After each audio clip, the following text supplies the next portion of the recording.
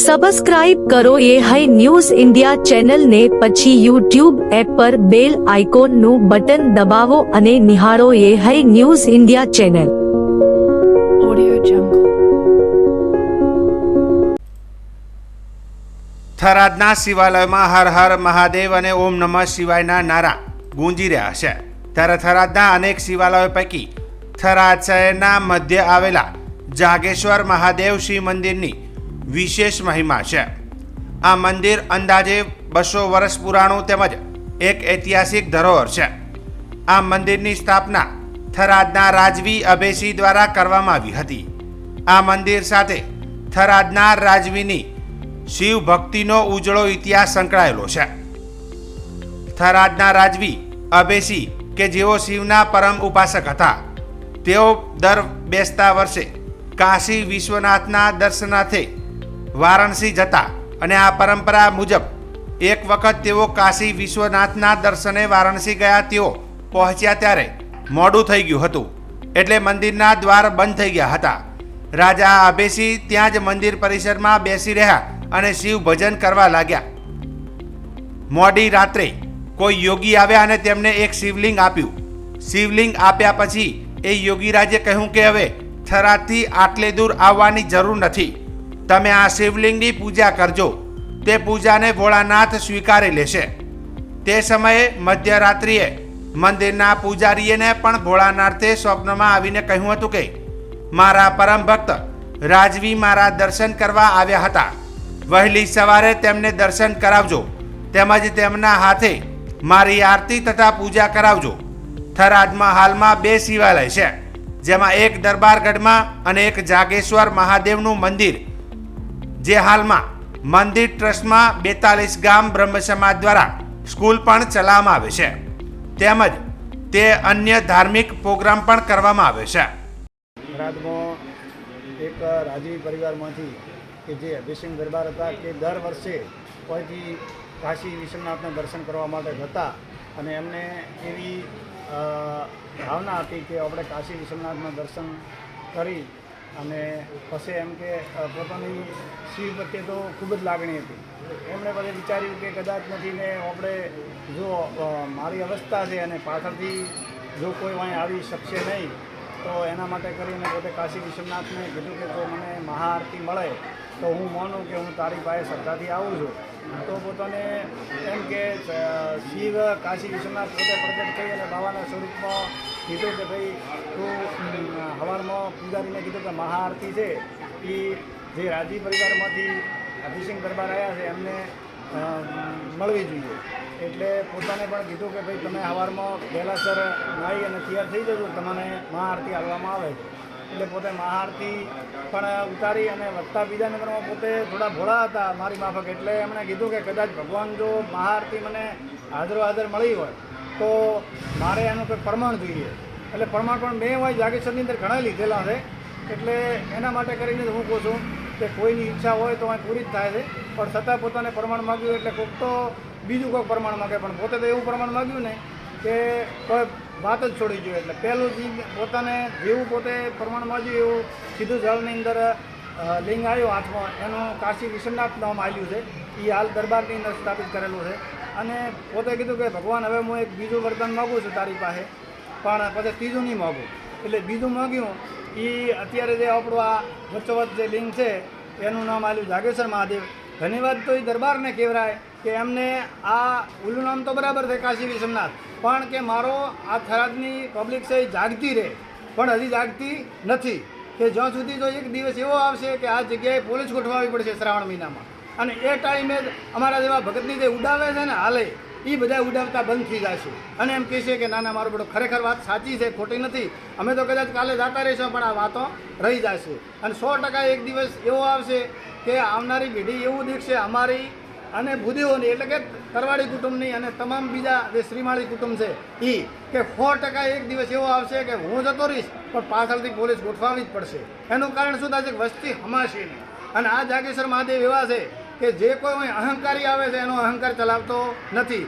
મેં પણ એક દિવસ એવો અહંકાર કર્યો હતો કે ભગવાન કદાચ નથી ને આજ તો જળનો લોટો ચડાવી જતો રહેવો છે, તો ભગવાને રીતસર એવું આવીને કીધું કે ભાઈ હવે તો થોડો શ્યામન થઈ ગયો છે, એટલે જ તમે જળનો લોટો ચડાવો તો 2 બીલી ચડાવો તો શું વાંધો. એટલે હું એવું માનું છું કે અહીં અહંકાર ચાલતો નથી. અને નિર્બળતાથી જે આવે છે, ડૉક્ટરોએ ના પાડેલો છે કે આ બાઈને સંતાન નહીં થાય, એ બાઈને સંતાન થયેલું છે. પછી કોઈની ગમે એવી નોકરી બારામાં બીજે ત્રીજે જે મનોકામના હોય એ જાગેશ્વર મહાદેવ પૂરી કરે છે ને કરે જ છે. એના મારી પાસે દાખલા છે. કોઈ કહેતો હોય કે દાદા મારી ઈચ્છા પૂરી નથી, તો તારી નીતિ ખરાબ. જેની ઈચ્છા નથી પૂરી થતી એની નીતિ ખરાબ, અને જેની નીતિ સારી છે અને હૃદયથી મોને છે, એક વાંતડો રાખીને, એને જાગેશ્વર મહાદેવ સાક્ષાત દર્શન જે જ છે. અમે અત્યારે રાત્રે કમ્પ્લીટ 3 વાગે હવા 3 અહીં આવી ગયા છો. રાત્રે 10 11 વાગે હુરા કોણ બધું ચલાવે છે? ચલાવવાવાળો જાગેશ્વર જ છે. 2007થી આવવાના. 2007ની સાલની અંદર મારા ઇલાકામાં થઈને પૂછી લ્યો કે કેવી રીતનું પોઝિશન હતું ને અત્યારે કેવી રીતનું પોઝિશન છે. પરમાત્મા પૂરું કરે જ છે, પણ આપણી નિયત સારી જોઈએ. બાકી જાગેશ્વર મહાદેવના ખૂબ સારા આશીર્વાદ તરવાડી કુટુંબ ઉપર છે, બીજા જે વસતા ભૂદેવો છે અહીંયા ઉપર છે, અને ઇતર સમાજ જે આવે છે 36 કોમ એના ઉપર પણ ખૂબ સારા આશીર્વાદ છે. હોજે પણ અહીં આરતી 7 ને 15 થાય છે, તો એટલી બધી પબ્લિક આવે છે કે એની કોઈ સીમા નથી. બનાસકાંઠા જિલ્લાના થરામાં આવેલું ઐતિહાસિક જાજાવાડા ગ્વાલીનાથ મહાદેવનું મંદિર, જ્યાં શ્રાવણ માસમાં ભક્તોની ભારે ભીડ રહે છે. ભગવાન ભોળાનાથ આ મંદિરે રોજના 5000 એટલે કે આખા શ્રાવણ મહિનામાં 1.25 લાખ જેટલા બીલીપત્રો ચડાવવામાં આવે છે.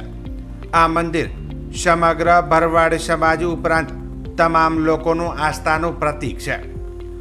જાજાવાડા ગ્વાલીનાથ મહાદેવનું મંદિર ભગવાન શ્રી કૃષ્ણ જ્યારે ગોકુળ મથુરાથી રાજસ્થાનમાં થઈને ગુજરાત આવ્યા ત્યારે અહીંયા ગ્વાલીનાથ મહાદેવની સ્થાપના કરવામાં આવી હતી. ત્યારબાદ શ્રી કૃષ્ણ ભગવાન દ્વારકા ગયા હતા. આ મંદિર સાથે વર્ષોનો ઇતિહાસ જોડાયેલો છે. આ મંદિરે ગુરુ પૂર્ણિમા, જન્માષ્ટમી અને રક્ષાબંધનના દિવસે સમગ્ર ગુજરાતમાંથી ભરવાડ સમાજના લોકો દર્શનાર્થ કરવા આવે છે. તેવા ભક્તોનું આસ્થાનું કેન્દ્રમાં પવિત્ર શ્રાવણ માસમાં પણ ભારે ભક્તોની ભીડ જામે છે. આજે થરા ખાતે આવેલ સમસ્ત યદુવંશી ભરવાડ સમાજનું ગ્વાલીનાથ ભગવાનનું મંદિર એટલે કે બહુ જ પૌરાણિક મંદિર છે. ભગવાન શ્રી કૃષ્ણ હારે નાતો છે. એવું કહેવાય છે કે ભગવાન શ્રી કૃષ્ણએ અહીંયા આવે અને એમના ચરણ હાથોએ ભગવાન શિવની સ્થાપના કરેલી, અને આ શ્રાવણ મહિનાની અંદર બીજા સોમવારની અંદર ભગવાન શિવના દર્શન ભાવિક ભક્તો ભારતભરમાંથી આદિવાસી ભરવાડ સમાજ અહીં આવે છે, ભગવાનના દર્શન કરે છે, ધન્યતા અનુભવે છે, અને ભગવાન શિવના દર્શન કરી ધન્યતા અનુભવે છે. સમસ્ત ભરવાડ સમાજની આ ગુરુગાદી કહેવાય છે. અહીં દર સોમવારે ભાવિક ભક્તોનો ભીડ જામે છે. લાખો ભાવિક ભક્તો દર્શન કરી પ્રસાદ લઈને ભગવાનના ચરણોમાં શીશ નમાવે છે. અને અહીં અમારે વર્તમાન ગાદીપતિ પૂજ્ય ઘનશ્યામપુરીજી મહારાજ અને એના ગુરુ મહારાજ શિવપુરી બાપુ અહીં ગાદી ઉપર હતા, અને હાલ અમારે પૂજ્ય કાર્તકપુરી સ્વામી પૂજારી બાપુ છે. અને વર્ષો જૂની આ જગ્યામાં ભાવિક ભક્તો આવી પ્રસાદ લઈ ભગવાનના દર્શન કરી ધન્યતા અનુભવે છે. આજે શ્રાવણ મહિનાનો બીજો સોમવાર છે. શ્રાવણ મહિનાના દર સોમવારે અમે બધા ગ્વાલીનાથ ભગવાનના દર્શનાર્થે પધારીએ છીએ. ગ્વાલીનાથ ભગવાનનું એક બહુ પૌરાણિક આસ્થાનું કેન્દ્ર છે, અને સમસ્ત ભારત વર્ષમાંથી અને સમસ્ત ગુજરાતમાંથી ભરવાડ સમાજ મોટી સંખ્યામાં અહીં દર્શનાર્થે પધારે છે. શ્રાવણ મહિનાનો શિવશંકરનો સ્થાપના હોવાથી શિવની ઉપાસક અમે બધા છીએ ગોપાલક, કે મતલબ ગ્વાલીનાથ. તો ગ્વાલીનાથ એનું કહેવાનું કારણ કે અમે જ્યારે કૃષ્ણ ભગવાન મથુરાથી જ્યારે ભગવાનની સાથે આવ્યા આદિવાસી ભરવાડ સમાજ, ત્યારે ભગવાન અહીંયા રાતવાસો રહેલા. રાતવાસો રહી અને પછી ભગવાન અહીંથી જવાનું કીધું, ત્યારે ભરવાડ સમાજને સમસ્ત સાથે લઈ જવાનું કીધું. સમાજે એવું કીધું કે ભગવાન અમારે અહીંયા રોકાઈ જવું છે. તો પછી અમારે પ્રિય વસ્તુ ભગવાને ગોવાલો પાસે તમારી પ્રિય વસ્તુ છે, કે અમારે પ્રિય વસ્તુ શંકર ભગવાન. તો ગ્વાલીનાથ શબ્દ, ગ્વાલીનાથનું નામ પડવાનું કારણ કે ગોવાળોના નાથ ગ્વાલીનાથ, એના કારણે ગ્વાલીનાથ નામ પડ્યું છે. જેથી કરીને ખુદ કૃષ્ણ ભગવાને અહીંયા શિવશંકરની સ્થાપના કરી અને અહીંયા સ્થાપના ગોવાલોને અર્પણ કરેલ છે, જેથી આસ્થાનું કેન્દ્ર બની રહ્યું છે. અહીંયાથી ખૂબ ભરવાડ સમાજની સાથે સાથે ગામ લોકો પણ સાંજના સમયે સમસ્ત ગામ અહીંયા દર્શનાર્થે વધારે છે. ગામની પણ ખૂબ આસ્થાનું કેન્દ્ર છે અને બહુ ધાર્મિક જગ્યા છે. અહીંયા ટુકડો 24 કલાક ચાલે છે. ટુકડાના કારણે લોકોને એક બહારથી આવતા લોકો અહીંયા પ્રસાદીનો પણ લાભ લે છે. ગયા વર્ષે પણ એક સમસ્ત પંચ કાર્યક્રમ થયો, એમાં મહારુદ્રયજ્ઞ, 3001 દીકરીના સમૂહ લગ્ન, બાપુનો અમારો ભંડારો, મંદિરની પ્રાણ પ્રતિષ્ઠા અને એક બહુ મોટું અનેક શ્રી રમેશભાઈ ઓઝાશ્રીની એક ભાગવત કથાનું પણ આયોજન થયું હતું અને બહુ સારી રીતે બહુ સરસ એ કાર્યક્રમ એકદમ સંપન્ન થયો હતો. ભગવાનની કૃપાથી અમારા મહંત ઘનશ્યામપુરી ગુરુજી શિવપુરીના આશીર્વાદથી, ઘનશ્યામપુરીના આશીર્વાદથી, અમારા લઘુમહંત શ્રી ભરતપુરી બાપુ, કાર્તિકપુરી બાપુ, સૌના આશીર્વાદથી અને ભક્તોના આશીર્વાદથી એક ભગવાનની અસીમ કૃપાથી એક સરસ કાર્યક્રમ થયો હતો. દેશભરમાં 15મી ઓગસ્ટ પહેલા રાષ્ટ્રીય એકતા અને અખંડિતતાના સંકલ્પ સાથે રંગબેરંગી કાર્યક્રમો તેમજ દેશભક્તિના કાર્યક્રમો થઈ રહ્યા છે. આજે ધાનેરામાં ભારતીય જનતા પાર્ટીના કાર્યકર્તાઓ તમામ દેશવાસીઓ સાથે હર ઘર તિરંગાની ઉજવણી કરવા જઈ રહ્યા છે. જે અનુસંધાને આજે ધાનેરા શહેર અને તાલુકા કક્ષાની ભારતીય જનતા પાર્ટીના કાર્યકર્તાઓ વીર સપૂતોના બાવલાને સફાઈ કરી ફૂલહાર સાથે પુષ્પાંજલિ અર્પણ કરી હતી અને ફૂલહાર પહેરાવીને નારા સાથે આનંદ વ્યક્ત કર્યો હતો. મહાત્મા ગાંધી, મહારાણા પ્રતાપ, શિવાજી મહારાજ, ઝાંસીની રાણી લક્ષ્મીબાઈ, ડૉક્ટર ભીમરાવ આંબેડકર, સ્વામી વિવેકાનંદજી, સરદાર વલ્લભભાઈ પટેલના સ્મારકોને પુષ્પાંજલિ અર્પણ કરવામાં આવી હતી. આ પ્રસંગે ધાનેરા શહેર પ્રમુખ તરુણભાઈ મોદી, મંત્રી જયબી રાજપૂત તથા રાજુભાઈ ત્રિવેદી તેમજ તાલુકાના પ્રમુખ પહાડસિંહભાઈ તથા મંત્રી બાબુભાઈ રાયગોર, કાંતિભાઈ ત્રિવેદી, અનિલભાઈ રાઠોડ, જબરસિંહ રાજપૂત, નરસિંહભાઈ રાજપૂત, મહેન્દ્રભાઈ ત્રિવેદી તેમજ મહિલા મોરચાના બહેનો, યુવા મોરચાના ભાઈઓ અને કાર્યકર્તાઓએ હાજરી આપી કાર્યક્રમને સફળ બનાવ્યો હતો. બોલો ભારત માતા કી જય, વંદે માતરમ. આજ રોજ ધાનેરા શહેરની અંદર ભારતીય જનતા પાર્ટી ધાનેરા શહેર અને ધાનેરા તાલુકા દ્વારા ધાનેરા શહેરની અંદર આવેલી વિવિધ મહાપુરુષોની પ્રતિમાને પુષ્પાંજલિ અર્પણ કરી અને આજના દિવસે તેમને યાદ કરવામાં આવ્યા. અસ્તુ ભારત માતા કી જય. અત્યારે ચોમાસાનો સમય છે, ત્યારે અનેક પ્રકારના રોગો લોકોમાં થતા જોવા મળી રહ્યા છે. સરકારી દવાખાનામાં પણ દર્દીઓ ઉભરાઈ રહ્યા છે. જ્યારે આ બીમારીઓનું મુખ્ય કારણ ધાનેરામાં નગરપાલિકાની બેદરકારીથી ગટરો ઉભરાઈ રહી છે, જે તે ગંદુ પાણી વહી રહ્યું છે. લોકોને ચાલવામાં પણ મુશ્કેલી પડી રહી છે. મચ્છરોનો ઉપદ્રવ વધી રહ્યો છે. આ બાબતના સમાચાર વારંવાર મીડિયા તેમજ પ્રેસ મીડિયામાં રજૂઆત કરવા છતાં પણ અધિકારીઓની આંખ ખુલતી નથી. તેમજ આ વિસ્તારને લોકોને અનેક વખત રજૂઆત કરી છતાં પણ તેમનું કોઈ સાંભળવામાં આવતું નથી. હવે ઇલેક્શન નજીક છે, ત્યારે અનેક નેતાઓ આ વિસ્તારના ગરીબોને હાથ જોડવા માટે આવશે, પરંતુ પછી 5 વર્ષ સુધી તેમનું કોઈ સંભાળ લેતું નથી કે કેમ? આ બાબતનું ધ્યાન કેમ રાખતા નથી? શું તેઓ ફરીવાર આ ચૂંટણી જીતવા માટે નહીં આવે? શું તેઓને લોકોની ગરજ નથી? તો પછી ગંદકીથી લોકોને રોગનો ભોગ ના બનવું પડે. લોકોનું કહેવું છે કે અમે ટાઈમસર વેરાઓ પણ ભરીએ છીએ, છતાં અમને કોઈ સગવડતા કેમ મળતી નથી? તો ધાનેરા મામલતદાર વહીવટદાર શ્રી અરજ છે કે અમારા વિસ્તારમાં જે ગંદકી થઈ રહી છે તાકીદે દૂર કરવી, તેમજ આરોગ્ય વિભાગ પણ આ બાબતે ધ્યાન રાખે તે જરૂરી છે અને તાકીદે સફાઈ કામ થાય તેવી અમારી માંગ છે. ધાનેરા ઉમિયાનગરના અંદર તંત્ર નગરપાલિકા સૂચિત છે. આ ગટર લાઈન આખી ઉભરાઈ નીકળે છે. અહીંથી સ્કૂલમાં છોકરા જવા માટે બહુ તકલીફ પડે છે ને મચ્છર વારંવાર અહીંયા થઈ ગયા છે. રોગચાળા બહુ ફાટી રહ્યા છે. તે માટે નગરપાલિકાને વિનંતી કરો છો કે અહીંથી આ બધું સાફ સફાઈ કરી જાય. બનાસકાંઠા જિલ્લાના વડગામ તાલુકાનું પ્રાથમિક શિક્ષણ વિશ્વ કક્ષાએ ઉદાહરણ તરીકે સ્થાપિત થાય તેવા શુભ આશયથી ગુજરાત સરકારના શિક્ષણ વિભાગ દ્વારા સ્કૂલ ઓફ એક્સલન્સ પ્રોજેક્ટ મારફતે શાળાઓનું આધુનિકરણ કરી મોડેલ સ્કૂલોનું નિર્માણ કરવાનું કામ હાલ પ્રગતિમાં છે. જે અંતર્ગત માહી પ્રાથમિક શાળામાં ઉપરોક્ત પ્રોજેક્ટ અંતર્ગત શાળા સંકુલ નિર્માણ કરવાનું કામ ચાલી રહ્યું છે, જેમાં વર્ષો જૂની પ્રોટેક્શન દિવાલ શાળા કમ્પાઉન્ડની ફરતે અંદાજે 150 મીટર લંબાઈ અને 150 મીટર પહોળાઈ ડેમેજ કરેલ હોવા છતાં જૂની પ્રોટેક્શન દિવાલ પર સિમેન્ટની ઈંટોનું કોન્ટ્રાક્ટર દ્વારા ચણતર કરાતા માહી દૂધ મંડળીના મંત્રી વાલજીભાઈ પરથીભાઈ ચૌધરી, પલાણી મફાભાઈ શંકરભાઈએ આચાર્ય જયંતિભાઈ ચાવડાને રજૂઆત કરી ગુણવત્તાયુક્ત કામ કરવા ઉચ્ચ કક્ષાએ રજૂઆત કરી હતી. મારું નામ પલાણી મફાભાઈ શંકરભાઈ, હું માહી ગામનો વતની છું. મારી માહી ગામની પ્રાથમિક શાળાની અંદર અમે એસઓઈ અંતર્ગત સ્કૂલ ઓફ એપ્લિકેશન લંચ અંતર્ગત જિલ્લા લેવલથી મંજૂર થયેલ કોટ કોરમોર અને રિનોવેશન કરવા માટે કામગીરી સરકારશ્રીએ ટેન્ડર બહાર પાડ્યું નથી અને કામગીરી આપી છે.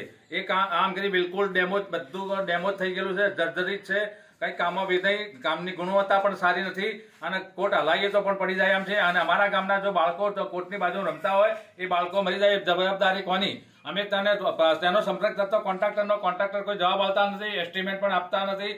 અમે એમને કીધું કે કયો એમને એસ્ટિમેટની કોપી આપો, પણ એસ્ટિમેટની કોપી આપતા નથી. મજૂર સાથે અમે વાત કરી, આચાર્ય સાથે વાત કરી, આચાર્ય કે મારા કારના એસ્ટિમેટની કોપી નથી. તો આ કામ કેવી રીતે કોઈના ઘરમાં કોઈ પણ માણસો ઘૂસી જાય એ રીતે ઘરમાં કબજો કરી અને અમારા ગામની શાળાની અંદર ખોટું કામ થઈ રહ્યું છે. એ કામમાં કોઈ ગુણવત્તા નથી. બિલકુલ સિમેન્ટમાં એ લોકો ઓછો સિમેન્ટ વાપરે છે, 20 એકનો માલ બનાવે છે, જે ગુણવત્તા બિલકુલ પેલી જર્જરિત છે. કોઈ મકાન સારો, કોઈ કોટ સારો નથી. અને જે પત્ર પણ નાખ્યા છે એ પણ નહીં. જે 70, મારો જન્મ 70 વર્ષ થયા મને, અને આ શાળામાં હું પણ ભણેલો છું. અને એમાં આ શાળાના રૂમ બન્યા હતા અને 70 વર્ષ ઉપરના છે. તો એવી બિલકુલ ડેમોજ થઈ ગયેલા છે. પણ જો ભવિષ્ય પડી જશે તો બાળકોનું શું થશે? અને આ લોકો મોટો ભ્રષ્ટાચાર કરી અને એ લોકો એમના ગીધા ભરતા હોય છે. તો સરકારશ્રીએ એના પર ધ્યાન આપી આ ભ્રષ્ટાચાર રોકવો જોઈએ, એની તપાસ થવી જોઈએ. ફરીથી અમારો આ કોટ અને શાળાના ઓરડા નીચે જમીનમાંથી મારા ધ્યાન પર એવું આવેલું છે કે 3.5 મીટર આ કોટ બનાવવાનો છે. પણ કોટ જર્જરિત, નીચેનો કોટ જૂનો છે અને ઉપર 2 થી 2.5 ફૂટ જ કામ ચાલે છે. એટલે સરકારશ્રીએ હાથ જોડી અમે વિનંતી કરી છે, ભારતીય જનતા પાર્ટીની સરકાર હોવા છતાં આટલો મોટો ભ્રષ્ટાચાર થતો હોય તો ગામ લોકો, અમારા ગામના સરપંચ, જાગૃત નાગરિક સરપંચ ફર્સ્ટ નંબરના કહેવાય, એ પણ તો હજી કોઈ પણ આ ગામની અંદર આ શાળા શું બની રહ્યું છે જોવા પણ આવતા નથી. તો આ સરપંચ પણ સામ કામના સરપંચની ફરજમાં આવે છે કે આ કામ સારું થવું જોઈએ, એમની દેખરેખ હોવી જોઈએ. પણ ગામના સરપંચ પણ બિલકુલ તાકતા નથી. ગામના જાગૃત નાગરિક તરીકે કેપી સાહેબ અમને જાણ કરી કે મફાભાઈ આ શાળામાં જાઓ અને તેમને તપાસ કરો કેવી રીતે આ બધું કામ ચાલ્યું છે. કેપી સાહેબનું સારું કહેવાય કે અમને કીધું ત્યારે અમે જોવા આવ્યા અને ત્યારે અમે મીડિયાને ધ્યાન દોર્યું અને મીડિયા નહીં બોલી. મીડિયાનો આભાર. મીડિયા પણ જો અમારા મદદ કરી આ કામને અમને સહકાર આપે એવી અમારી નમ્ર વિનંતી છે. તિરંગા યાત્રાના ભાગરૂપે ગુજરાત સરકાર તરફથી પોલીસ વિભાગને ફ્લેગ ફાળવવામાં આવ્યા છે. જ્યારે બનાસકાંઠાના અનેક વિસ્તારોમાં નાગરિકોને ફ્રીમાં તિરંગાનું વિતરણ કરવામાં આવી રહ્યું છે. જ્યારે બનાસકાંઠા જિલ્લો આંતરરાષ્ટ્રીય બોર્ડર ધરાવે છે, જેથી પાકિસ્તાન બોર્ડર નજીકના 22 ગામડાઓમાં પણ લોકોને તિરંગા વિતરણ કરી હર ઘર તિરંગા યાત્રા યોજવામાં આવી રહી છે. પોલીસ દ્વારા આગામી 15મી ઓગસ્ટ સુધી હર ઘર તિરંગા યાત્રા અંતર્ગત વિવિધ કાર્યક્રમોનું આયોજન કરેલું છે.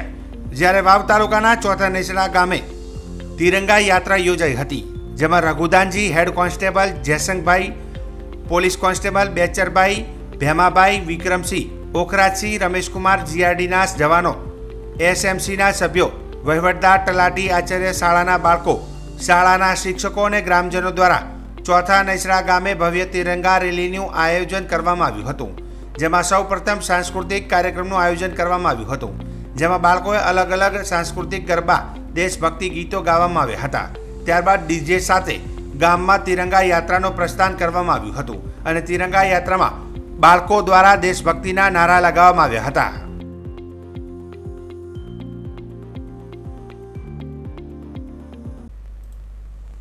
વાવ, થરાદ અને સુઈગામ બીએમએસ અને બીએચએમએસ ડોક્ટર એસોસિએશન વર્ષોથી કાર્યરત છે અને તે સેવાના કાર્યો કરે છે.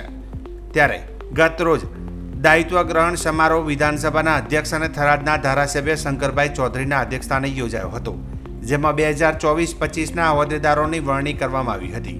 જેમાં પ્રમુખ તરીકે ડોક્ટર વિમલભાઈ દવે, મંત્રી તરીકે ડોક્ટર ભરતભાઈ રાઠોડ, ખજાનચી તરીકે ડોક્ટર મુકેશભાઈ ચૌધરી, ઉપપ્રમુખ ડોક્ટર ઈશ્વરભાઈ સુથાર, ડોક્ટર રાજેન્દ્રસિંહ જાડેજા અને મહિલા કન્વીનર ડોક્ટર દિવ્યા સર્વાનુમતે પસંદગી કરવામાં આવી હતી.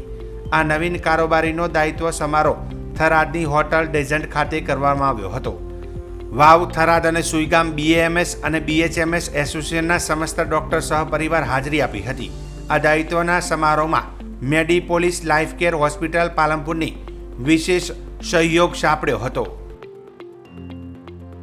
11/8/2024 રોજ થરાદ ડેઝર્ટ ઇન હોટલ ખાતે થરાદ, વાવ, સોઈગામ BAMS BHMS ડોક્ટર્સનો દાયિત્વ ગ્રહણ સમારોહ થરાદ આપણા વિસ્તારના લોકપ્રિય ધારાસભ્ય અને આદરણીય વિધાનસભાના અધ્યક્ષ શ્રીમાન શંકરભાઈ ચૌધરી સાહેબના અધ્યક્ષસ્થાને યોજાયો હતો, જેમાં બહોળી સંખ્યામાં BAMS BHMS ડૉક્ટરોએ ભાગ ફેમિલી સાથે વધાર્યા હતા. સાહેબે બધાને માર્ગદર્શન આપ્યું હતું, જેમાં સ્ટેજ સંચાલન સંજયભાઈ ત્રિવેદીએ કર્યું હતું અને સંગીતનો સુર કૃણાલભાઈ મેવાડાએ આપ્યો હતો. જેમાં નવીન હોદ્દેદારો તરીકે હું ડૉક્ટર વિમલભાઈ દવે, પ્રમુખ તરીકે, મંત્રી તરીકે ડૉક્ટર ભરતભાઈ રાઠોડ, ઉપપ્રમુખ તરીકે ઈશ્વરભાઈ સુથાર, બીજા ઉપપ્રમુખ તરીકે ડૉક્ટર રાજેન્દ્રસિંહ જાડેજા, ખજાનચી તરીકે ડૉક્ટર મુકેશભાઈ પટેલ અને મહિલા કન્વીનર તરીકે ડૉક્ટર દિવ્યા રાવલની સર્વાનુમતે વરણી કરવામાં આવી હતી.